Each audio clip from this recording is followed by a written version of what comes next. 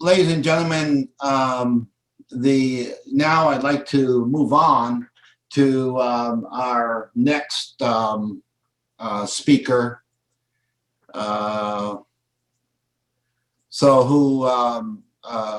The moderator, and that is Prashant, who is the Affiliate Professor of Technology and Operations Management at INSEAD. So please take it away, Prashant.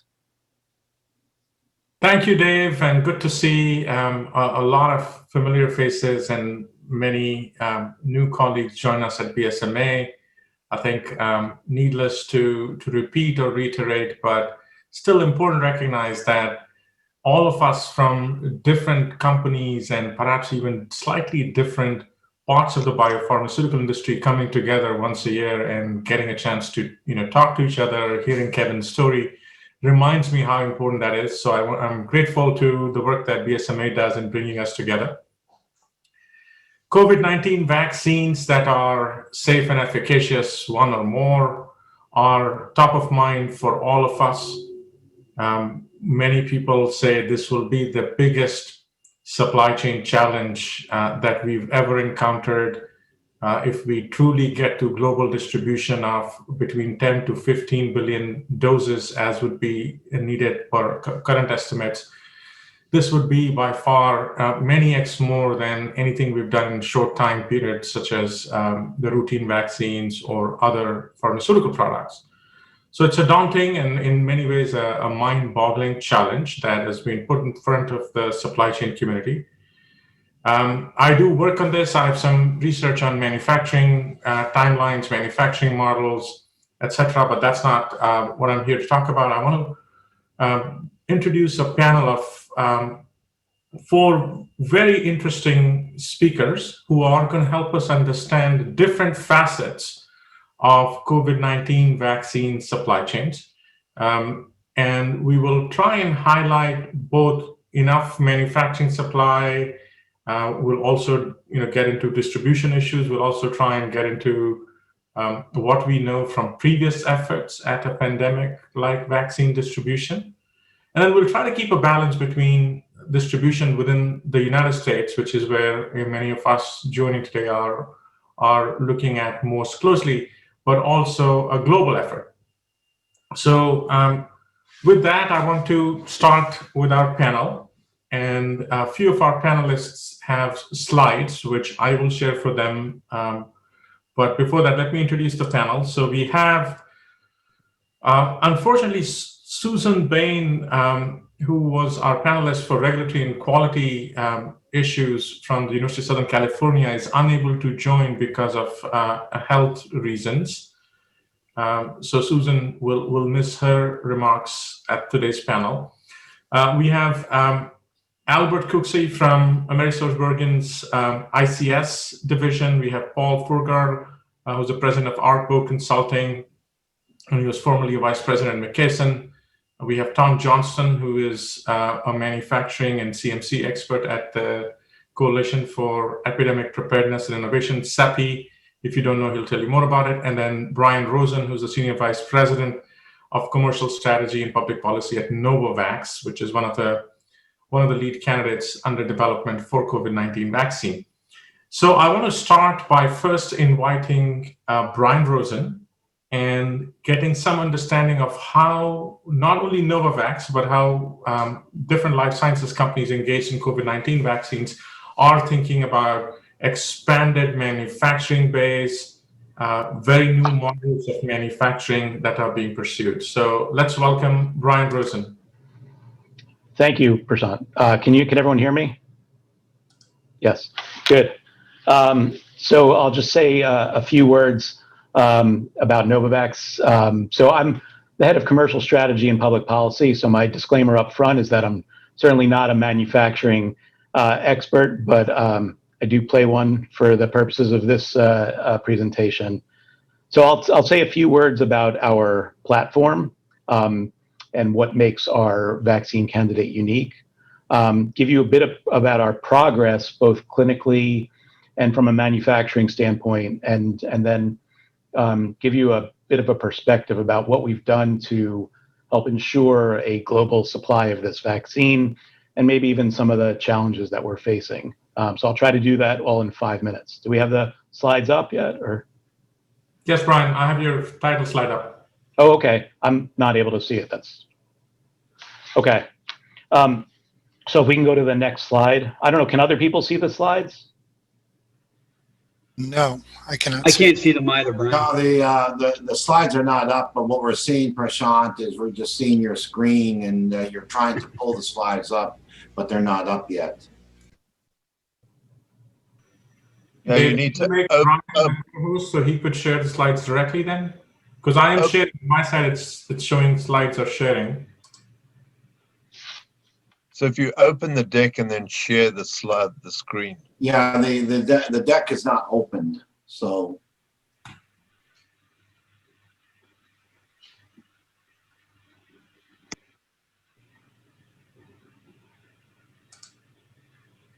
So, but anyhow, while we're waiting, because all we see is your menu of the BSMAs. So, Dave, maybe. could you make Brian a co-host so he can share directly from Well, his... then in that case, I just need to call up the slides. Hold on 1 second.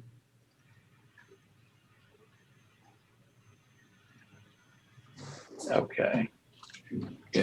Just stop sharing and you should be able to, Brian should be able to share. Let me So- see if I can do that. So, Host disabled participant screen sharing. yeah, just hang on here. Okay. So you should be able to share. Okay, let's see what we got here. Oops. Can everyone see my slides? Yes. Yes. Excellent. All right, we're off and running. So just a bit about the platform first. So what we have is referred to as a recombinant nanoparticle, which essentially means that we sequence the protein, the relevant protein. We genetically engineer and modify a version of that protein, the targeted section that we believe is the relevant part of that protein. We grow that protein on what's called a baculovirus system, which is a fancy word of saying that we grow it on an insect cell line. And we take that protein, that folded protein, and then we combine it with what we have, which is a novel adjuvant. This is on the right side of the slide, this matrix M. Matrix M is actually a saponin-based adjuvant, meaning that it comes from a tree saponin in Chile.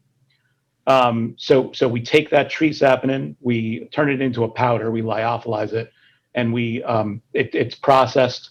And at the end of this process, that adjuvant is combined with this protein, with this unique recombinant protein, and that's creating what we have as our vaccine candidate. So we've done this before. We've done this. We've used this same platform with a successful influenza vaccine that has gone through and completed phase 3 trials. We've done the same process with Ebola and several other coronavirus vaccines. And so we're confident. This gave us a lot of confidence that we could identify a promising candidate, which is what we actually did. So that's kind of what makes this platform promising and unique here. Moving on. So a lot has happened in the last 8 or 9 months. And so I mentioned once we got the sequenced protein published in January, we then identified about 20 different candidates and came up with what's now referred to as NVX-CoV2373. That's the candidate that we identified in April.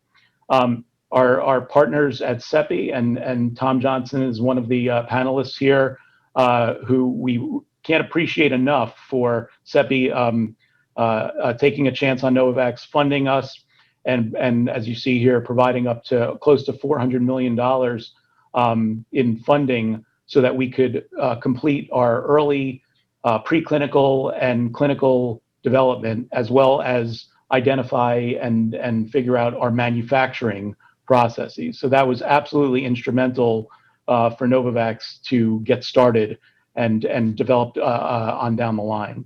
We initiated a phase 1 trial in May of this year, clinical trial in humans in both Australia. In Australia. We then actually bought our own manufacturing plant, Praha Vaccines. We acquired that, and that's outside of Prague in the Czech Republic, and that was acquired to expand the global supply chain. And it's a facility, enormous capacity with 6,000 liter bioreactors, where we think that we can, once getting to scale, make close to a billion doses a year. We then started our contracting activity with the US, both from the Department of Defense, who provided $60 million in funding to deliver 10 million doses of vaccine. And then that was followed up by a $1.6 billion funding contract by the US Operation Warp Speed in June. And that was really for the later stage development of phase 3, as well as manufacturing that is specific to the US. And that's the next line, the Fujifilm diosynth both in Research Triangle Park, North Carolina, as well as Texas, where we have initiated large scale manufacturing similar to what we've done throughout Europe and in Prague. We got our phase 1 data this summer, and it was extremely promising, both from a safety standpoint and in terms of eliciting immunogenicity in that human trial. We also started a phase 3 trial in the UK just recently, several weeks ago, and that's enrolling very quickly, as you might imagine, because there's an outbreak right now in the UK.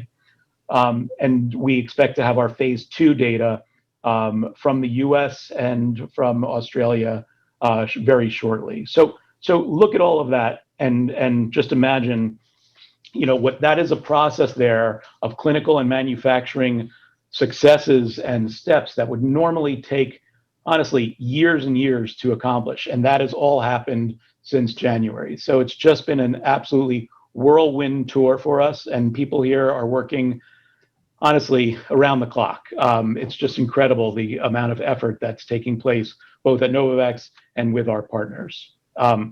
So very proud to be part of that process. I also would want to mention, I think I said that we've established this global supply chain with the ability to have the capacity to produce upwards of 2 billion doses in 2021 and beyond. I'm not going to go through every one of those facilities, but suffice it to say that we've now tech transferred this manufacturing process to about 8 facilities across 5 continents, and all at the same time, all in parallel, which is just incredible. Through a combination of partners, we partnered with Serum Institute in India, who will be producing a lot of doses in the lower and lower middle income countries, as well as a partnership with Takeda in Japan, and a number of different facilities that we've either acquired or are working with contracting manufacturing organizations to produce the protein that I mentioned earlier, the recombinant nanoparticle protein, the adjuvant, and then to actually fill and finish the product and release it. It's a lot of pieces to that puzzle. There's also obviously a lot of constraints and risks with doing things so quickly. There's you can imagine that there's a limitation on critical raw materials, not just for Novavax, but for every vaccine manufacturer. Equipment is at a premium, and everyone is experiencing this. And what our goal really is to be fair, be equitable, make sure everyone is getting their fair share of these raw materials. But ultimately, we're in this to provide fair and equitable doses throughout the globe. And so that's really the goal here. And we want to do that, obviously, as quickly as possible. The other risk I just want to mention before I close here on this is the post-pandemic, right? This is all done for the pandemic, but there's going to come a period of time, probably sooner rather than later, when there's governments stop becoming, at least the U.S. government stops becoming the primary purchaser, and we're working with the free market, the payers, the distributors, and things look a lot different. The payers. So we understand these issues. We are building a commercial team to address these issues, and a distribution and supply team, and considering a multitude of options to address this post-pandemic period with networks and partners. And we're really on top of these issues. But I don't think a lot of people are thinking about the post-pandemic right now. We are. So I'm going to stop there. Happy to entertain questions later on. And I don't know, And this was great in terms of highlighting what Novavax is doing. It gives a good snapshot of efforts like this, which many of the companies that have a leading candidate in the development have to put. So with that, we want to go to Tom Johnson.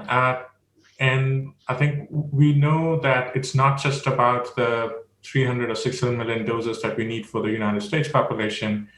This will truly require a global scale manufacturing and distribution network, and CEPI is at the center stage of helping create that, both in terms of R&D funding, but also contracting, manufacturing, supply, auxiliary materials. So Tom, welcome. Thank you for joining us. We would love to hear about the global work that CEPI is doing. Over to you. Sure.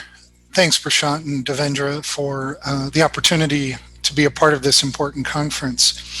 I thought I'd start by offering a brief introduction to CEPI for those that aren't familiar with the organization.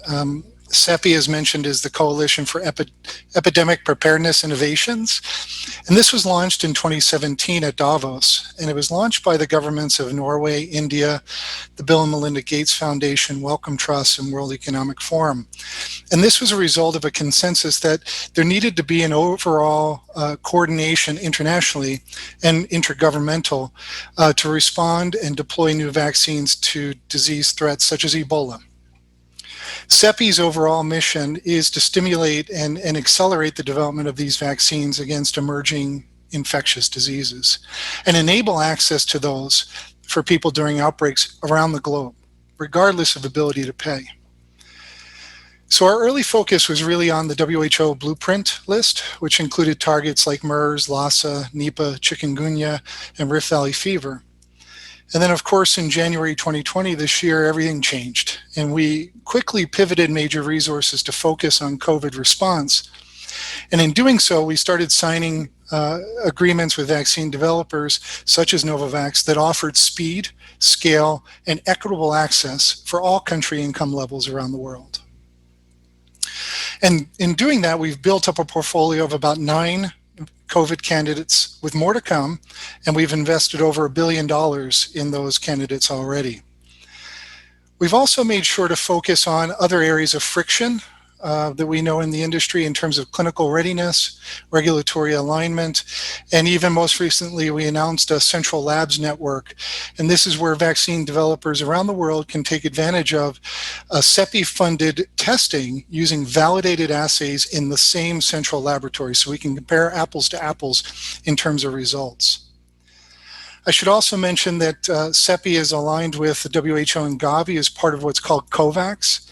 And this organization is essentially a global risk-sharing mechanism for pooled procurement, equitable distribution of those COVID-19 vaccines, with a target in 2021 of distributing 2 billion doses to countries participating in COVAX.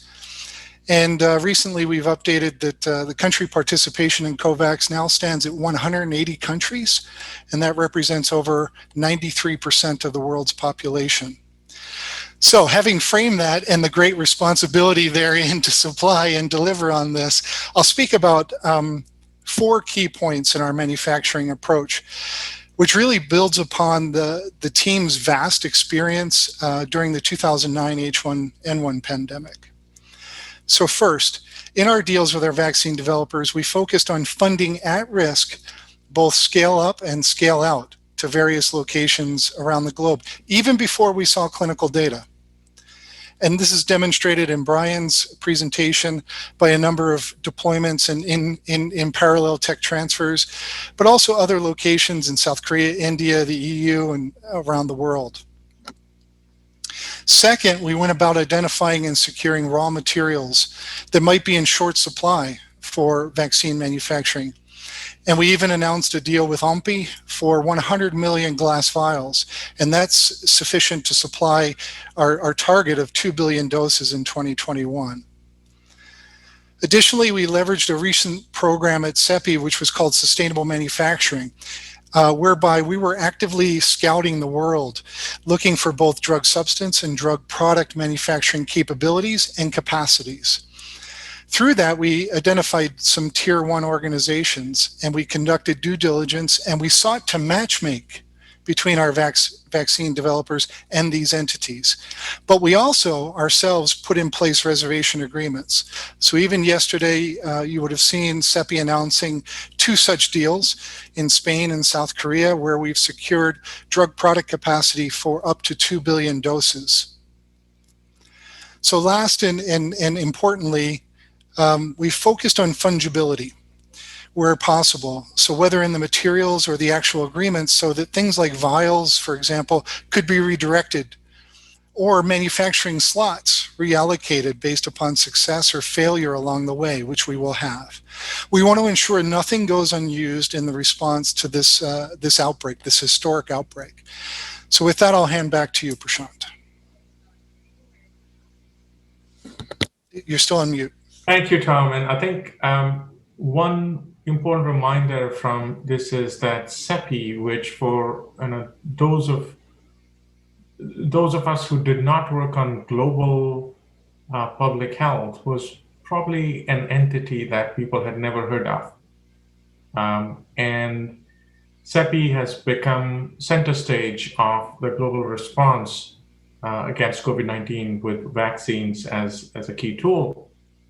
And it has highlighted that having an agency like CEPI or a group like CEPI, which can work with multiple companies, multiple suppliers, can play this true role of coordinating, orchestrating the virus supply network, is a crucial function. And so thank you to you and all your colleagues at CEPI, Tom, for doing this. I didn't introduce all of our panelists. I think they all come with vast experience, not only in their current roles, but many interesting and very impactful roles they've had before their current positions. But you can see that on the BSMA website. With that, I want to go to Paul Furgal. Tom mentioned about the pandemic not being the first time, and we have put in place efforts in the past. So Paul has been deeply involved in distribution of the H1N1 vaccines in 2009, and would share with us some experiences from that time, and also remind us what we've learned from there that can apply to distribution. So now from manufacturing, we are switching to, if we have an authorized or an approved or a licensed product or a set of products, how would we go about distributing them? So that's the focus of the next 2 speakers on our panel. Over to you, Paul. Thanks, Prashant. Can you pull up my slides, please? Or do you want me to try? You can do it. Okay. Oh, you had them. Oh, boy.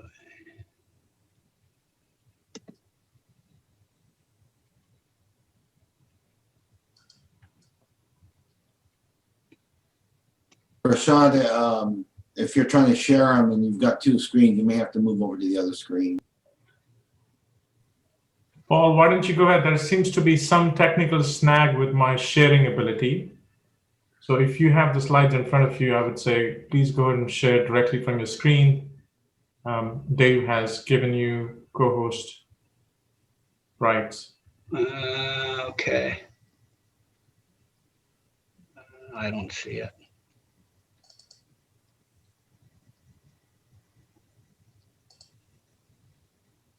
Okay, I'll just have to go. I'll just kind of read off my slides, and then we can send them a little bit later.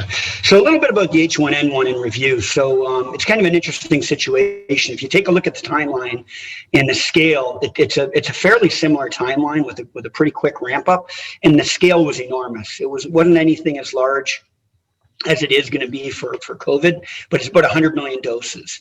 That was supposed to be it. And it was thousands and thousands of providers. And I think that's the real challenge at the end of the day, is that the next slide is going to kind of walk you through the actual supply chain slides, but the providers. So at the end of the day, it was everyone within the healthcare system who could kind of inject was part of the H1N1. The timeline was extremely difficult. It was a quick ramp up over the course of about 4 months, and the unknowns were incredible. They really didn't know anything. They didn't know how many manufacturers. Was it going to be room temperature? Was it going to be cold chain? How much kitting was going to be needed? You know, the list of unknowns was pretty remarkable. And you know, I think one of the accomplishments at McKesson when I was there was to design and implement a program while negotiating a contract with the CDC. And anybody who's ever negotiated a contract with the CDC or government understands that's an extremely, extremely difficult task. And not only did you have to negotiate, but that also the negotiations and the content of the contract actually went into the supply chain build, which was quite a feat. And it was all, you know, literally, we're working with quite a few manufacturers today, and they talk about building an airplane while they fly it. This was truly building an airplane while we flew it. Another issue is getting all the proper licensure acquired and getting the government approval received. So, you know, the state licensures and all kinds of permits and stuff that had to get done, again, in a very, very short time frame.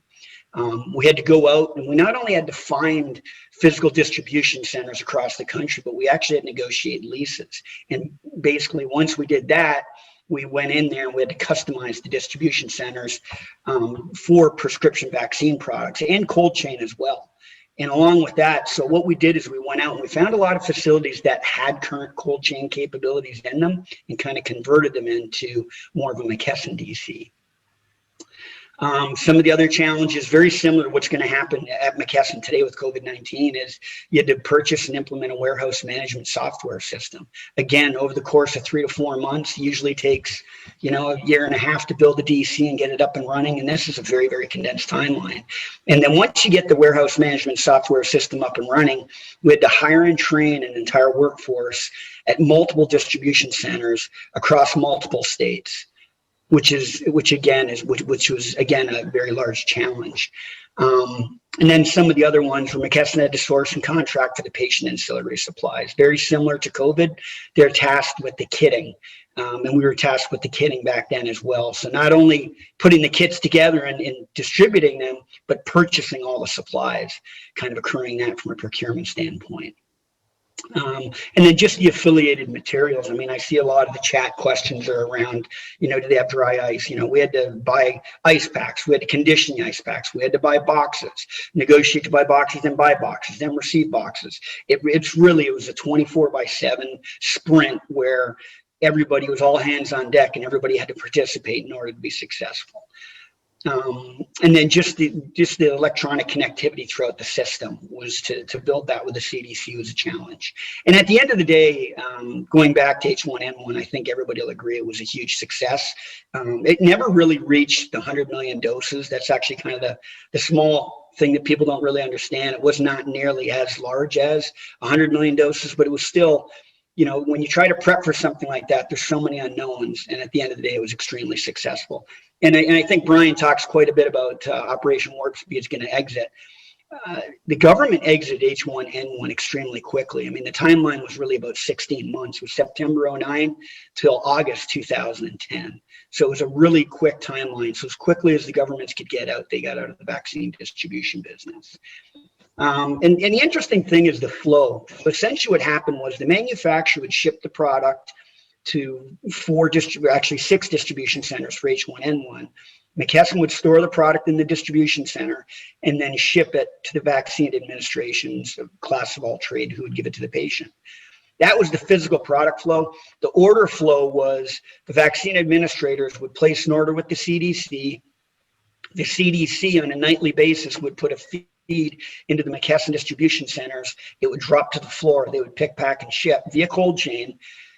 Next day delivery. And then the way that the purchasing goes is kind of interesting. There's a purchase and sale contract for just the services between McKesson and the CDC. The actual manufacturer negotiates and purchases, or the negotiation and purchase and sale of the drug is between the manufacturer and the CDC. McKesson does not have any negotiated fee rates or anything with the manufacturers around pandemic response products. That was the case in H1N1, and it's very similar for COVID.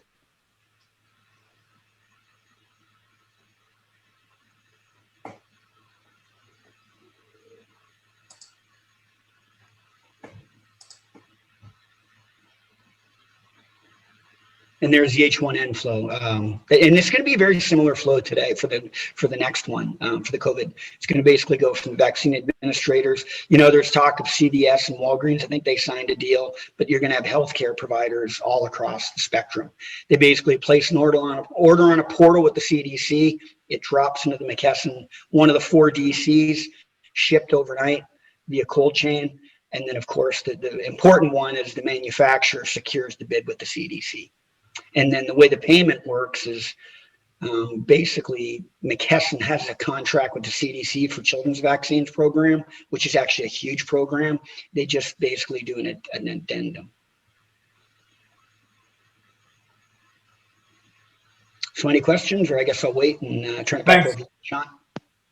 Thanks, Paul. We'll do questions and comments at the end. So let's go now to Albert Cooksey. Albert is a senior VP at ICS, which is an AmerisourceBergen company, and it's going to share his thoughts about distribution, cold chain assets, other things that they are doing at ICS, and also highlight to us where we are to focus our attention on in terms of bottlenecks, constraints, and so on. So Albert, over to you.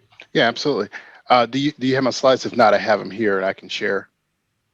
I have your slides. I'm going to try, but if you have them, I think it's working easier just because there's some technical slag on my computer. Okay, let me share here.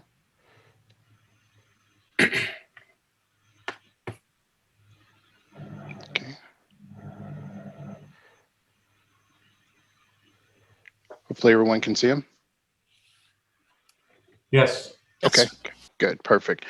Well, thanks for the opportunity for coming on to speak about this. The COVID scenarios have been vast, and even so I sit in the middle with clinical transport with our World Courier organization, and obviously ICS from a 3PL distribution perspective. So it's kind of we're kind of a catch-all, for lack of better terms. So we've seen a lot of different scenarios, and the thing that I want to point out to the group here is that even though COVID supply chain is very critical, there's still the other supply chains out there that are also making adjustments during this COVID time period as well. So it's really putting a lot of strain on the system, across the board. So just to tell you a little bit about ICS and World Courier. World Courier is mainly a clinical trial specialty transport organization with 140 global offices, mainly, really clinical trial management. And that's become very important, obviously, as trials have ramped up across the board. That group has been very involved in transporting materials throughout the world for different studies.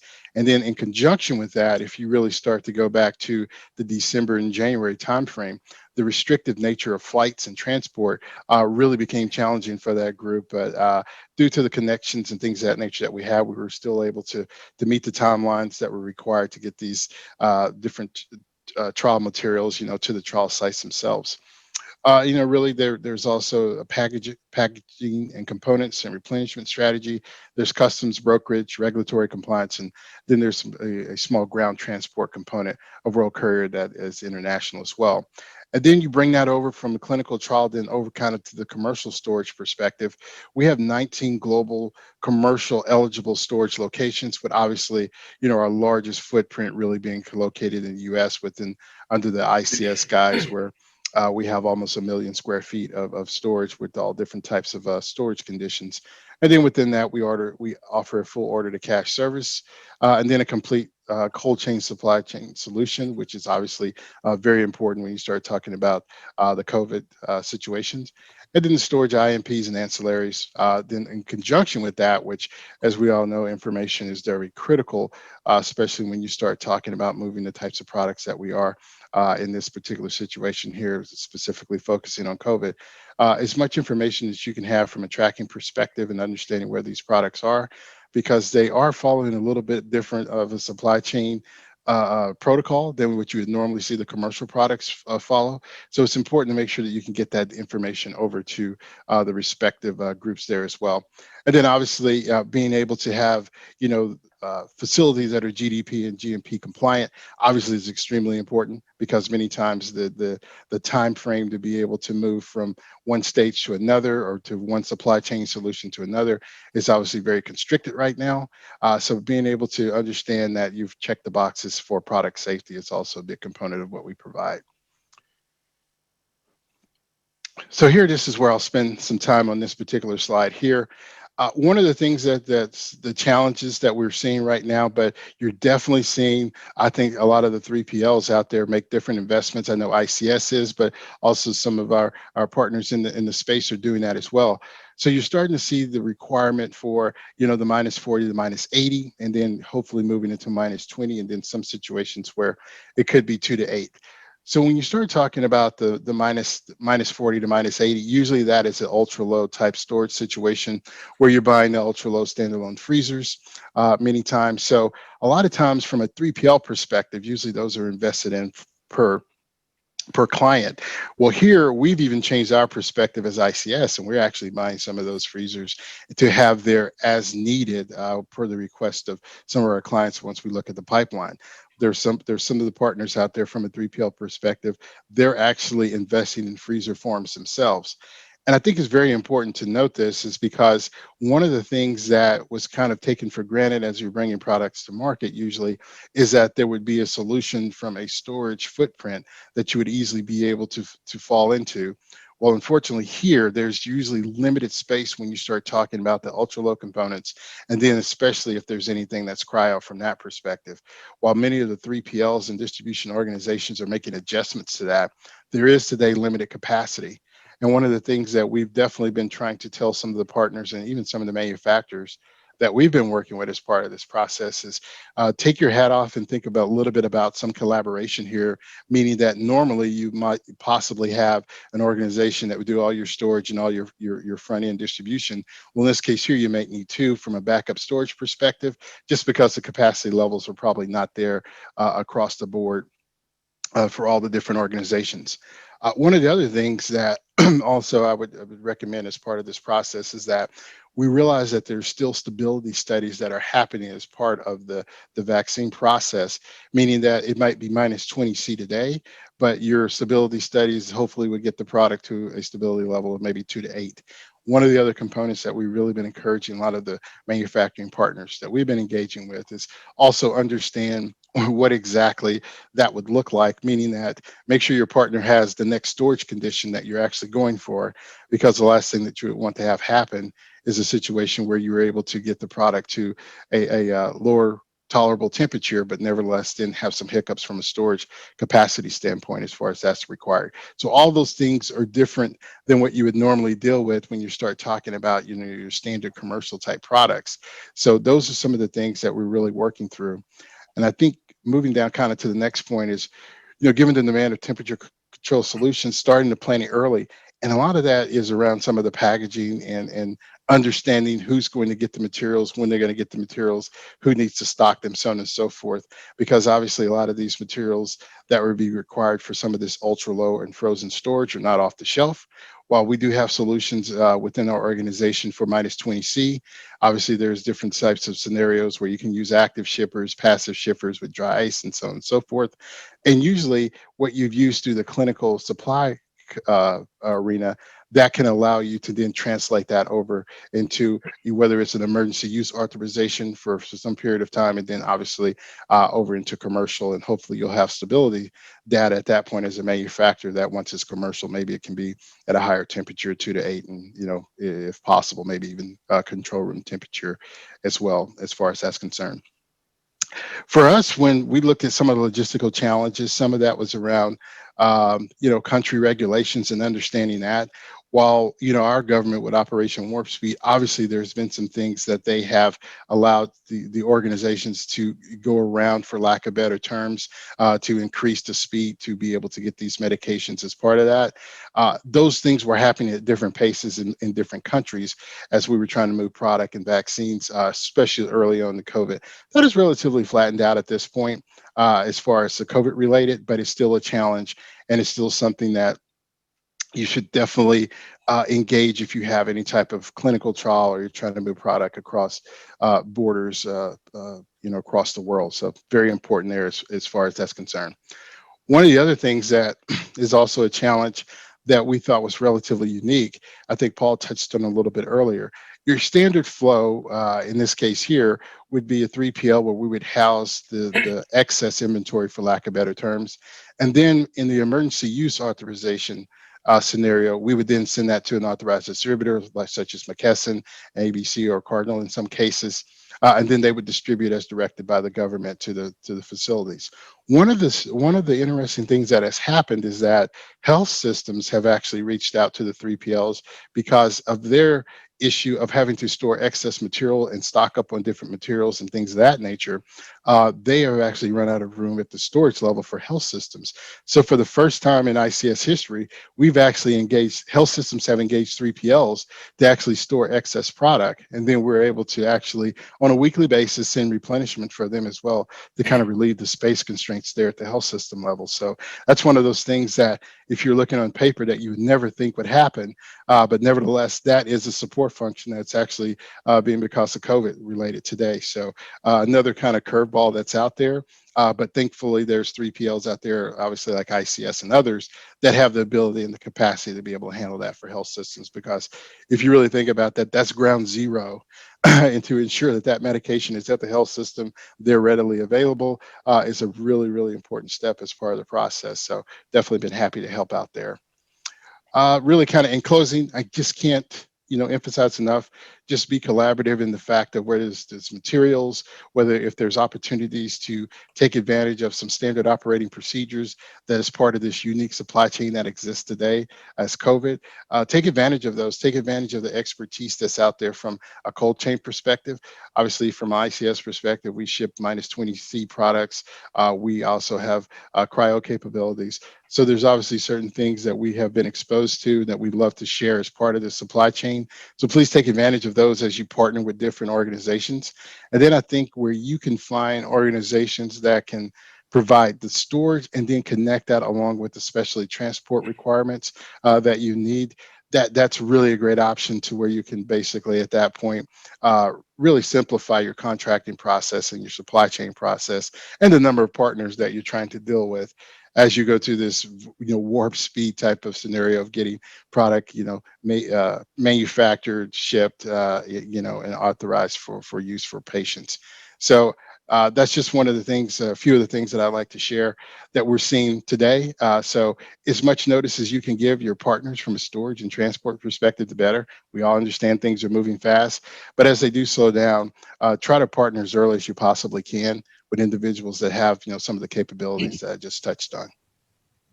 Thank you, Albert. And we are almost out of time, so we won't have, unfortunately, a lot of time for questions and discussion. I think what I recommend is the questions that we're seeing coming up, we'll try to have our panelists respond to them over chat, or Dave or the BSMA team will send out a response.